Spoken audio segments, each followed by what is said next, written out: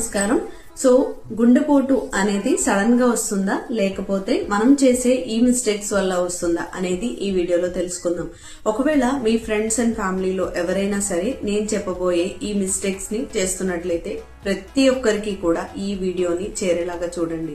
ఎందుకంటే ఈ రోజుల్లో ప్రతి ఒక్క ఏజ్ గ్రూప్ లోనూ హార్ట్ అటాక్ అనే సమస్య చాలా ఎక్కువగా కామన్ గా ఉంటుంది. దాన్ని మనం ఎలా అయినా ఎదుర్కోవాలి.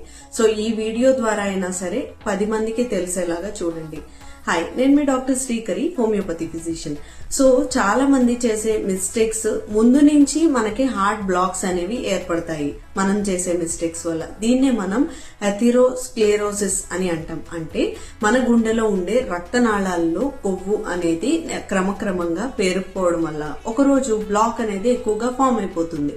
దీనివల్ల హార్ట్ అటాక్ వస్తుంది. సో మరి అలాంటి తప్పులు ఏంటో తెలుసా? Number 1, most important thing, smoking and alcohol consumption. So ఇలాంటివి చేసినప్పుడు క్రమంగా హార్ట్ బ్లాక్స్ అనేవి ఏర్పడిపోతూ ఉంటాయి. సో దయచేసి స్మోకింగ్, ఆల్కహాల్ అలవాటు ఉంటే మానేసేయండి ఇప్పటికైనా సరే. నంబర్ 2, ఎక్కువగా మనం ఆలోచించినప్పుడు అంటే స్ట్రెస్ అండ్ యాంగ్జైటీకి ఎక్కువగా గురి అవుతున్నా సరే ఈ రకంగా హార్ట్ బ్లాక్స్ అనేవి ఏర్పడుతూ ఉంటాయి.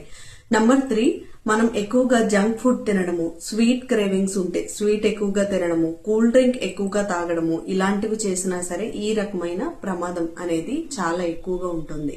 సో 4th ఇంపార్టెంట్ థింగ్ ఏంటి అంటే నైట్ టైం లేట్ గా పడుకోవడం, ఫోన్ అనేది చూస్తూ ఉండి టైం అనేది వేస్ట్ చేసేసి చాలా లేట్ గా పడుకుంటూ ఉంటాం కదా. దీని వల్ల కూడా మన హార్మోన్స్ ఇలాంటివన్నీ కూడా బ్యాలెన్స్ లో ఏమి ఉండవు. Number 5, sedentary life. అంటే ఎప్పుడు కూర్చుని కనీసం కదలిక లేకుండా కూర్చుని చేసే జాబ్ వాళ్ళలో కూడా ఈ రిస్క్ ఎక్కువగా ఉంటుంది. సో మరి ఇవన్నీ తగ్గించుకుంటే హార్ట్ రిస్క్ అనేది మనం ఖచ్చితంగా తగ్గించుకోవచ్చు.